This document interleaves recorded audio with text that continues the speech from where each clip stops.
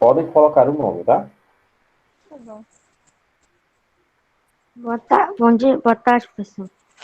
Bom Boa dia. tarde. Bom dia. Boa tarde, professor. Ainda não vi o senhor hoje. Oi, professor, Qual quanto cidade? tempo? Vamos lá, pessoal, vamos lá, prestando atenção. Nós estávamos falando do seguinte, pessoal, dos dobramentos. Como é que eles ocorrem? Dobramento de quê, tio? Dobramento de terra, dobramento de rocha. Se essa rocha não for maleável, né, se ela for muito dura, ela vai Professor, na quebrar. aula passada, nós terminamos a aula passada começando os tsunamis. Eu sei, eu estou só recapitulando, tá? Tá certo. Então, o assunto foi gente, com calma. Isso aqui quer ser maleável, ó, é dobrável, tá? Se a rocha subiu, a montanha subiu, é porque essa rocha é maleável, tá? Pode ser que ela se quebre, tá certo? Quando ela se quebrar, se abrir uma falha de terra, né? A gente vai ter um falhamento. Falhamento pode ser continental ou oceânico. O nome já diz tudo. Ou vai ser na superfície, na face da terra, né? Ou vai ser debaixo d'água. Isso que é um dobramento. Como é que acontece o dobramento? É devido à compressão entre placas tectônicas, né? Essa força entre uma e outra, essa força aqui no centro, faz com que suba uma porção de terra. No caso, eu estava explicando para vocês que é desse jeito que se formam, por terem aprendido, está... Professor, que Oi, página é? a gente vai para a Que página cento e página? cinquenta e seis, tá? Mas eu estou só explicando aqui, tá certo? Tá. 156, tá bom? É, e eu estava falando, a Cordilheira dos Andes, as Montanhas Rochosas, o Himalaia e os Alpes, né? Na Ásia e na Europa, Himalaia na Ásia, Alpes na Europa, essas porções de terra, elas subiram, né? Justamente por conta desse contato, dessa compressão, dessa força entre uma placa tectônica e outra, né? Essa compressão fez com que uma subisse e essa terra se erguesse. Isso ainda continua acontecendo, tá? Porque aqui do lado, se Fortaleza fica para lá, então o Chile fica para cá. Aqui do lado, a Cordilheira dos Andes continua a se levantar, então aqui nós temos o que a geografia chama de montanhas andantes, certo? Porque há um movimento feito por elas, causado pela ação da compressão entre uma placa tectônica e outra, certo?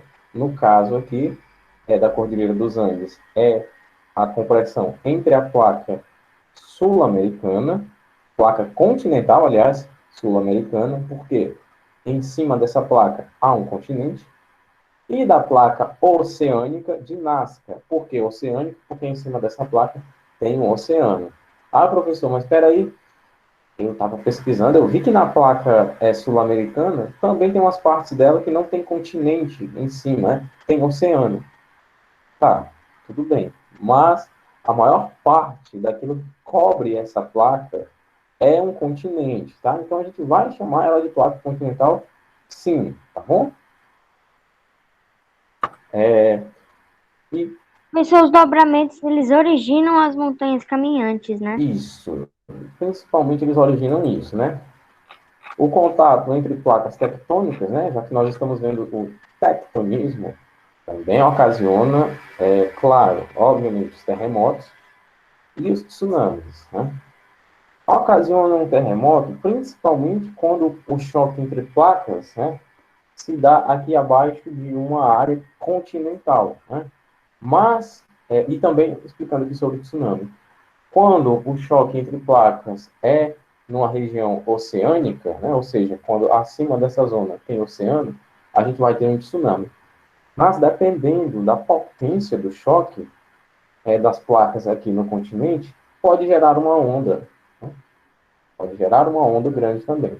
E dependendo do choque, né, da potência do choque entre as placas oceânicas, pode gerar um terremoto, além de um tsunami também, tá certo? Dependendo da potência. Tipo, 8 graus na escala Richter, que é a escala que mede a força do terremoto, né? Então, vai gerar um terremoto na região continental, sim. Caio, livro de geografia, tá bom? Página 155, desculpa, 156, tá bom?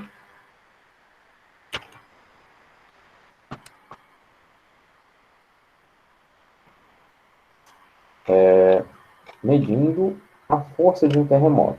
Vamos lá. Como vimos na página anterior, a força e o poder de destruição de um terremoto não é igual para diferentes pontos do planeta. E isso depende da distância do hipocentro e do epicentro, bem como da força do choque entre os blocos rochosos. Com o objetivo de medir a intensidade dos terremotos, a ciência desenvolveu um instrumento chamado sismógrafo. Por meio desse instrumento, todos os tremores dos terremotos podem ser registrados e analisados, já que grande parte destes é muito fraca e passa despercebida. Aliás, passa despercebida, né? Sem ser despercebida. Agora, Professor, então que os cientistas, né, eles utilizam o sismógrafo para medir, calcular e saber quando os terremotos estão vindo, né, a potência. é isso mesmo. Pessoal, vamos ser gentis uns com os outros, tá? Não é isso aqui que a gente estuda na disciplina de ética. Vocês são a minha turma de ética, eu sou o professor de vocês de ética, então vamos tratar os colegas com cordialidade, tá bom?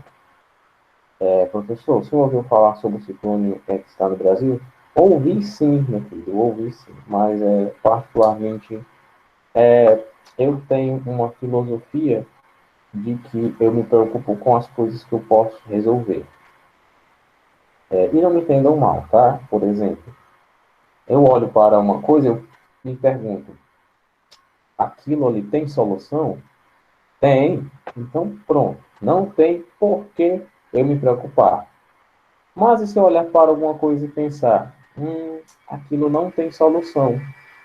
Então, também não tem por que eu me preocupar. No primeiro caso, de o problema ter solução, tem uma solução, não tem por que eu ficar louco com isso. Tem uma solução. E no segundo caso, não tem solução. Então não há nada que eu faça que vá resolver aquilo. Então é melhor eu respirar, tá bom? Eu olho para as forças da natureza e eu não posso fazer nada contra elas. Então eu apenas faço a minha parte, tento não poluir demais o ambiente, né? Faço o mínimo, não faço tudo, faço o mínimo. Mas, dependendo do que venha a acontecer, eu tenho a consciência de que eu devo ficar tranquilo. Me desesperar pode ser até pior, porque pode ser que eu precise ajudar alguém e eu preciso estar tranquilo para fazer isso. Bom, respondendo a sua pergunta, sim, eu acompanho as notícias, e eu lamento muito pelas pessoas que morreram, mas a minha filosofia é essa. Eu procuro me preocupar com as coisas que, principalmente, eu posso resolver. Com as que eu não posso resolver, eu lamento. No caso do ciclone, morreram 4 pessoas, se eu não me engano, até a hora que eu tinha visto. E é uma pena que tenha acontecido isso. Assim como é uma pena outras tragédias que acontecem, mas que não estão no nosso poder. Para algumas pessoas, o que resta fazer é orar. Entendido, minha querida? Não é frieza, tá bom? É só uma consciência que eu tenho das coisas. O nome disso se chama filosofia estoica, certo? O estoicismo, que foi espalhado pelo mundo pelo imperador Marco Aurélio e por Epicteto, que era um escravo. Continuando, estava falando aqui o seguinte, que a maioria dos terremotos não, ele tem latido de cachorro mesmo, isso aqui é um filhote de rato aqui da frente. Continuando, existem muitos terremotos que acontecem que a gente nem sente, de tão pequenos que são os tremores de terra, tá bom? Mas, por exemplo, em regiões, como eu havia falado, né, da Ásia, que alguns países estão necessariamente em cima de duas placas, nossa senhora, é muito azar, né? Porque qualquer choque que ocorra ali vai causar um grande tremor de terra. Então, lá, geralmente, os tremores não passam despercebidos, né? Aqui, por exemplo, como o contato com outra placa tectônica aqui do Brasil é longe, né? A gente não sente muito, né? Só se esse impacto for muito poderoso, né? Para que chegue até aqui. Caso contrário, é como eu falei para vocês, nós somos muito sortudos por conta dessa providência da natureza de nos colocar bem em cima de uma única placa. Isso é uma sorte gigantesca, principalmente porque o Brasil é um país absurdamente grande, né? A América do Sul, aliás, é um continente gigantesco. Entendeu, né? Então, o sismógrafo foi criado para isso, para medir a Professor, intensidade dos abalos sísmicos. Alguém quer falar? professor, ali no primeiro parágrafo falou que dependendo da distância do hipocentro e do epicentro, o terremoto pode ser maior ou menor. Isso. Seu microfone está cortando, mas eu entendi, tá? O hipocentro aqui, né? E o epicentro aqui vai ter uma certa potência, né? Mas se for um pouquinho mais próximo do continente, o hipocentro vai ser aqui e o epicentro aqui. Ou seja, a força vai chegar lá com muito mais potência, certo? É aquele exemplo que eu falei de quando você joga uma pedrinha no lago. Tem o epicentro ali do choque e a onda vai se espalhando, fica fraquinha até que chega uma distância que você nem vê mais, né? Do mesmo jeito, temos um choque aqui no hipocentro e o epicentro é bem aqui, vai ser muito potente esse terremoto, né? Mas se o choque for aqui, no hipocentro aqui, e o epicentro bem aqui, a força vai ter se enfraquecido quando chegar lá, certo? Essa força do choque das placas tectônicas é como a voz, a sua voz. Quando você fala perto de alguém, né? Quando você fala perto, a sua voz tem uma certa potência, né? Se a pessoa estiver a 100 quilômetros, ou, desculpa, 100 quilômetros não. Se a pessoa estiver a 100 metros, talvez ela nem escute, né? A onda vai se enfraquecendo. Essa energia mecânica, né? Na física seria energia mecânica. Essa energia vai enfraquecendo com a distância. Do mesmo jeito, a força, né? A força empregada dos choques, do choque, aliás, da colisão entre duas placas, ela vai se enfraquecendo. Caso contrário, a gente ia sentir aqui, no Brasil, o impacto lá do Japão, né? Placas no Japão se chocaram e vieram bater aqui. Então depende Não muito dá, da né? proximidade do hipocentro e do epicentro. Depende, sim, depende. O epicentro aqui, vai ser um nível, né? Uma força do terremoto diferente do hipocentro aqui e do epicentro aqui. Entendeu? Sim, obrigado.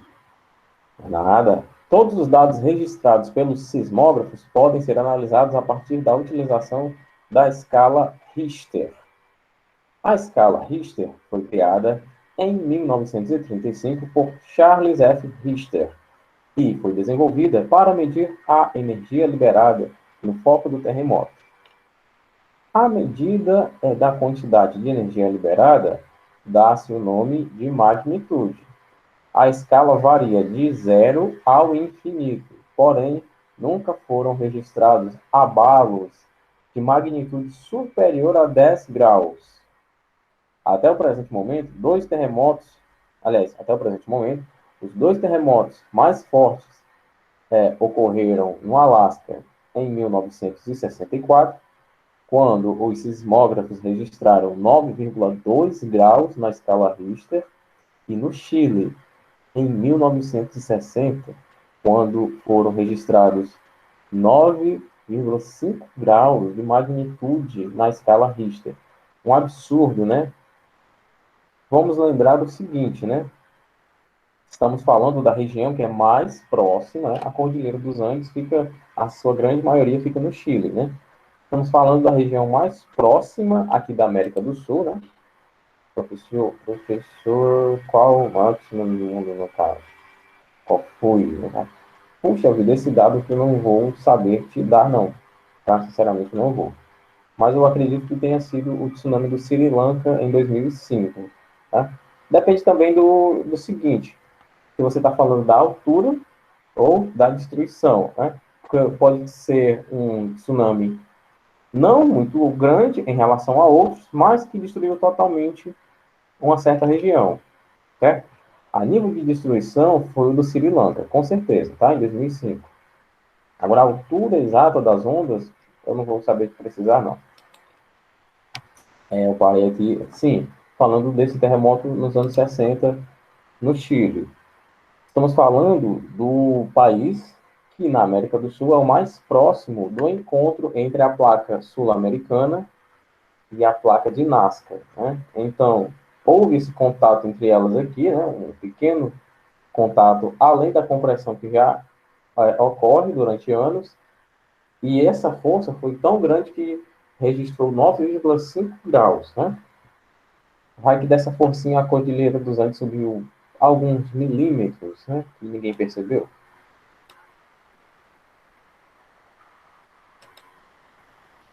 Contudo, o nível de destruição de um terremoto não está ligado apenas à magnitude. Depende também da área onde ele ocorre, uma vez que, quanto maior a quantidade de população e de construções, maior será a destruição provocada pelo tremor de terra. Nessas áreas, aliás, nas áreas densamente povoadas, os terremotos acima de 6 graus são considerados fortes e bastante destrutivos. O de Amatrice, na Itália, por exemplo, marcou 6,2 graus de magnitude na escala Richter em 2016. E aqui é os resultados desse terremoto de 2016. Antes da criação da escala Richter, existia outra escala que, ainda hoje, embora em menor proporção, é utilizada, a escala de Mercalli. Essa escala utiliza algarismos romanos em ordem crescente para identificar o grau de percepção das populações em relação aos terremotos. Porém, como as sociedades percebem o terremoto de formas diferentes, em virtude da relação entre o número e tipo de construções e o sismo, ela torna-se muito pessoal, ou seja, a escala de Mercalli, ela não é precisa, ela não é muito exata, porque ela se baseia na percepção da população sobre a destruição, né? E isso varia muito, né? Varia pelo número de pessoas, varia pelo número de construções, varia pela região atingida. Foi uma região grande, mas não era uma região muito populosa, ou foi uma região pequena e era uma região extremamente populosa. Essas variações aí tornam os resultados da escala de Mercalli bastante pessoais, certo? Isso eu não Basicamente aquela entendi. resposta Mercado, pessoal. pessoal que você dá em alguma questão de ética, por exemplo. É de acordo com a sua percepção. Você viu essa destruição parcial, essa destruição total? Então coloque aqui. Mas se você não viu, se você não viu e aconteceu, entenderam? Tem uma certa pessoalidade, tá certo? Ela é muito imprecisa nesse sentido. O que é que você tinha dito, Taiwan? Não entendi a escala de mercado.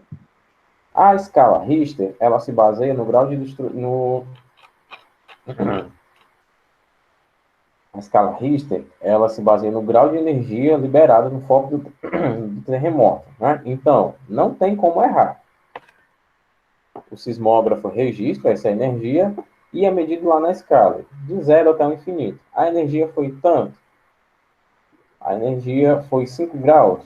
Pronto, a energia foi 5 graus. Não tem o que contestar. Foram 5 graus e acabou, né? O aparelho registra 5 graus. Quem é que vai lá dizer que foram 7 graus? A menos que o aparelho esteja quebrado. Que não é o caso. A escala de Mercalli é a seguinte. Você tem a tabela, né, da escala e ela se baseia na percepção das pessoas em relação aos terremotos. Como assim na percepção?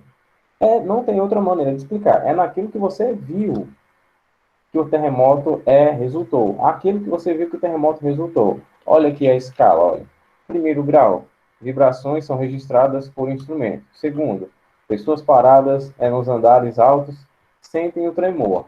Tá certo, pessoas paradas nos andares altos sentem o tremor, é o grau 2, certo? Mas e aí, me diz uma coisa.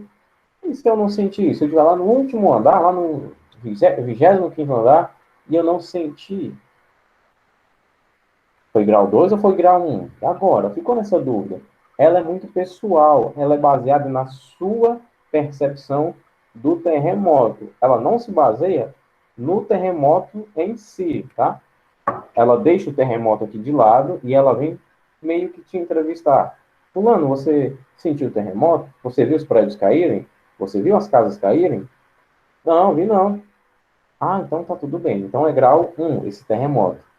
Mas e se os prédios tivessem caído? Se o terremoto pudesse ter sido sentido lá no último andar? Entendeu? Ela é uma escala pessoal. Ela mantém uma pessoalidade de acordo com o que você percebeu. Se você não percebeu, se você não sentiu, e aí, como é que fica? Ela em outras palavras, eu não queria usar essa palavra, mas eu vou usar. Ela é bastante infiel em relação ao evento do terremoto. Ocorreu um terremoto e ele teve uma energia liberada ali, certo? Se você não sentiu essa energia, se você não sentiu os efeitos desse tremor de terra, isso não é problema, não deveria ser problema da escala, certo? A escala não deveria relacionar a isso. Isso até seria um problema científico, porque deveríamos ter um registro de um terremoto com um certo grau, mas a gente vai registrar ele nesse grau menor aqui, porque as pessoas não sentiram, entendeu? Tem essa infidelidade científica. Ficou melhor explicado agora? Foi bem melhor, professor. Obrigada. Pronto. Resumindo, é isso. A escala Richter, ela vai lá na raiz do problema. Ela vai ver quanto de energia esse terremoto liberou. Foi 7 graus, que o sismógrafo disse. Coloca 7 graus aí e ninguém vai dizer o contrário. Agora, você sentiu o terremoto? A pessoa lhe disse que sim, esse daqui disse que não. E agora? Aqui eu tenho uma ideia de dualidade, olha. Um disse que sim, o outro disse que não. Entendeu? Isso que é dualidade, trazendo para cá para a aula de geografia. É essa infidelidade científica que eu tenho em relação à percepção das pessoas e o evento dos terremotos, certo? É por isso que a escala de Mercalli ela é bem menos usada. Basicamente, a escala de Mercalli, ela se basearia, aliás, desculpe, ela serviria para alguma possível entrevista, tá certo? Por exemplo, de um texto jornalístico. Eu vou dar aqui fazer minha matéria e eu vou entrevistar aqui a pessoa usando a escala de Mercalli. E eu vou colocar esses dados lá na minha matéria, na minha reportagem. Segundo entrevistas com 20 pessoas, o terremoto foi de magnitude 5 na escala de Mercalli. Né? Portas abrem-se, líquidos entornam-se dos copos, caem dos copos, né? E pessoas que estão dormindo acordam. Mas se você não tiver acordado por conta do terremoto, se você estiver acordado por outra coisa, né? Continuando.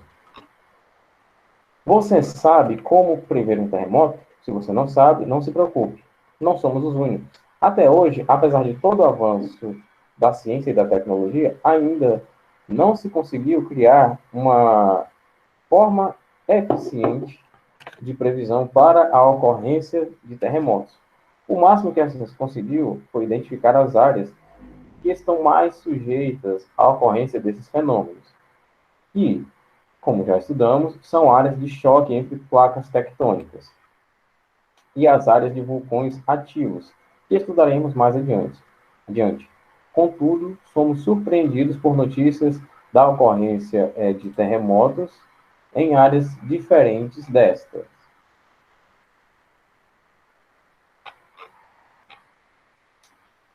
As únicas formas de se perceber um terremoto se perceber que um terremoto está prestes a acontecer, baseiam-se na observação da natureza. Contudo, como a vida moderna diminuiu a nossa sensibilidade, devemos observar fatos como o comportamento de alguns animais, além de modificações bruscas no nível do mar e a variação no nível das águas subterrâneas.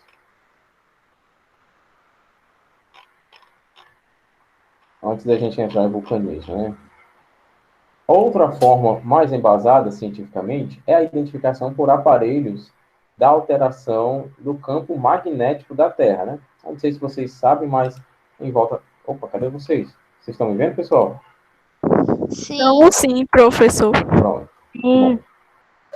Em volta da Terra, nós temos um campo magnético, né? E para a ciência, a Terra... Deixa eu ver alguma coisa redonda aqui. Não tem? Nem Jesus. Bom, a Terra, ela está suspensa no nada, né? Pela seguinte força. Tanto pela gravidade, que puxa ela por todos os lados, né? Temos uma força que puxa para cá. Nesse sentido, a Terra deveria cair, né? Mas temos outra força que puxa para cima, né? E temos forças que puxam para os lados, né? Que mantém a fixa em um determinado lugar, né? Como? Que mantém ela, vamos dizer assim, fixa em um lugar. Necessariamente ela não está fixa, porque temos o movimento de translação, né? O movimento de translação faz com que ela faça uma certa viagem em torno do Sol, né? Que essa viagem dura 365 dias, diferente do movimento de rotação, que é só 24 horas. Mas, por exemplo, explicando aqui o porquê do Sol, que é um corpo bem maior, se manter no mesmo local, né? Temos a queima de várias substâncias, a combustão de várias substâncias que liberam energia, e de outras substâncias que se acumulam de uma maneira bem forte ao redor do Sol. E esse acúmulo poderoso de energia faz com que ele fique lá, certo? A todo instante, energia sai e energia entra, energia sai e energia entra. Isso é o que mantém aquele corpo colossal lá onde ele está. E isso também faz com que nós nos mantenhamos relativamente perto dele, né? Nós estamos perto dele, principalmente por conta do próprio campo gravitacional do Sol, certo? Onde que eu parei? Sim, campo magnético da Terra. Embora em diversas partes do mundo, animais avisaram da proximidade de um terremoto. Na cidade de Antigua, primeira capital da Guatemala, foi destruída por um terremoto no dia 29 de julho de 1773. Conta-se que, horas antes do sismo, os animais abandonaram a cidade em debandada. Em 1973, na cidade do México, o alerta de um terremoto veio pouco antes que a terra começasse a vibrar, por causa do canto alvoroçado das galinhas, patos e gansos, do uivo dos cachorros e do conseguinte mugir das vacas e do relinchar dos cavalos. Depois de tanto sofrer com os terremotos, a China foi o primeiro país a estabelecer um completo sistema de previsão para esses fenômenos, fundamentado na análise do comportamento de alguns animais. Eu estou na página 158. Certo? Página 158. Os tremores de terra, Maiane, deixa eu explicar aqui o seguinte. Um tremor de terra, ele libera certos gases também, certo? Esses gases são sentidos pelos animais. Isso acontece principalmente na floresta, onde não há a ação direta do homem. Professor, Oi. em relação ao campo magnético da Terra, há outras substâncias que também ajudam na identificação. Teu microfone está cortando, tá, irmão? Eu não entendi. Está faltando tempo, tempinho. Se você quiser, coloque sua dúvida. É que o microfone do professor está bugado. Certo?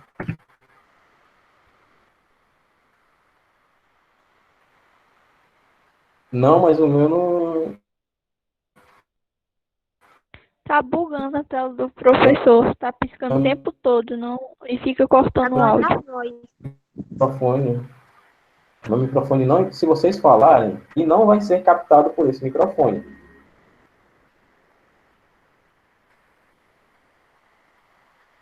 Pessoal, Oi, professor, tá travando demais. Professor, professor, pode falar, em Thay. Pode relação ao falar. campo magnético da Terra, há outros gases e substâncias que ajudam na identificação de terremotos e abalos sísmicos?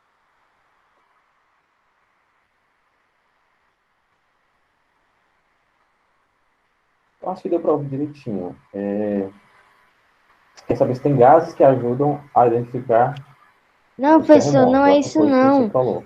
E sim, Não, professor, é que em relação ao campo magnético da Terra, não, é isso mesmo. São os gases e outras substâncias que ajudam na identificação de terremotos? sim, por parte dos animais, sim. Eles têm essa habilidade sensorial, porque eles têm mais contato com a natureza do que nós, né? Que é basicamente isso que o texto falou, né? Nós temos uma vida moderna, vamos dizer assim, que tirou nossa proximidade com a natureza, né? A gente não caça mais, né? Pelo menos não como os humanos de antigamente, né? Não temos mais esses costumes, essa proximidade com a natureza. Já os animais têm uma certa percepção porque eles têm esse contato com a natureza. Acho que eu entendi e respondi sua pergunta.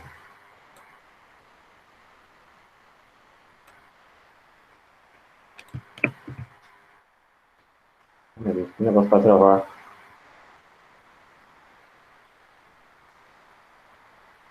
Deixa eu sair aqui, pessoal. A gente tem 7 minutos, dá para aproveitar muita coisa ainda. Eu já vou voltar para ver se para de travar, tá? Não, mas já parou, professor. Agora o professor saiu e... Tarde demais. Deixa no vácuo. Efeito. Não.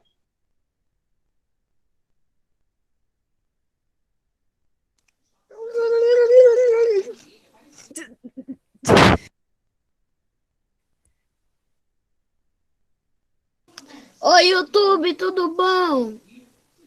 Eu sou o Pedro, tudo bem contigo? Mano, tem uma máscara, tipo do Fred do Gacha Clube. É, Nara, eu vi. Agora tem um novo meme que é assim. Ah, esse aqui é o Sérgio latindo? Não, é o filhote de rato. Nossa. Foi o Peraí. professor que disse isso. Calou. Vixe. Nossa, mano. Nossa, professor! Ele nem tá aqui. Verdade. Não, a Letícia perguntou assim: esse é o Sérgio latindo? Mas Não, parece é os um filhote professores do de ensino rato. médio falando. Oh, muito triste, Uma viu? bola. Magoou. Magoou, professor, viu? Isso daí magoou. Só que eu gosto de filme de aventura, tipo de ação. Nossa, que vácuo, meu. Cala a boca, miséria. Não, the fuck você não manda em mim? Oxi. Pronto, pessoal. Oi, Oi, professor. professor, e aí? Agora tá Professor, melhor. Quanto tempo, professor? Vamos lá, vamos lá. Depois, aqui no segundo parágrafo, tá? Depois de tanto sofrer com os terremotos, a China foi o primeiro país a estabelecer um completo sistema de previsão para esses fenômenos, fundamentado na análise do comportamento de alguns animais. Ao longo da década de 1970, o governo chinês orientou a população a observar o comportamento de diversos animais. Um dos fatos curiosos ocorreu em 75, em Haicheng, onde muitos moradores relataram ter visto muitas cobras saindo de suas tocas, um mês antes de a cidade ser sacudida por um grande tremor.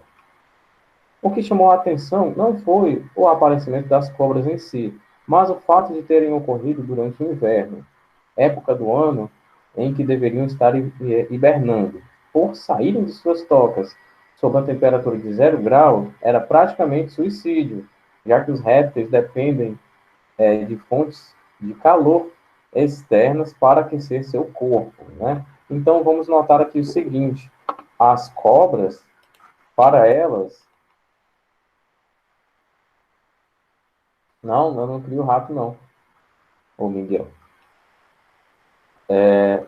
As cobras, elas preferiram sair das suas tocas, que elas haviam se escondido, né? Estavam hibernando, elas preferiram sair e enfrentar o frio, né? Sair e enfrentar o frio e possivelmente morrerem por conta do frio, do que enfrentarem um terremoto estando elas escondidas debaixo da terra, né? Elas sentiram que iria haver um terremoto e preferiram sair.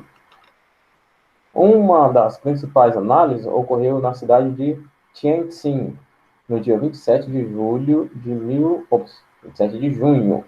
1976, quando foram feitos estudos com animais do zoológico. Bom, nesse estudo, os sismógrafos comprovaram que, pouco antes de um terremoto, os cisnes saíram repentinamente da água. O tigre da Manchúria ficava paralisado em sua jaula, com os olhos vidrados, e o iaque tibetano sofria um colapso cardíaco, para vocês terem ideia do poder sensorial desses animais, né? É melhor a gente ler aqui geografia em casa do que passar para o vulcanismo, porque não vai dar tempo. Se a previsão de um terremoto ainda é um fato que está distante de ser atingido, as formas de proteção e diminuição das consequências desse fenômeno já foram desenvolvidas pela ciência. Repetir, por favor, sem querer sair da sala.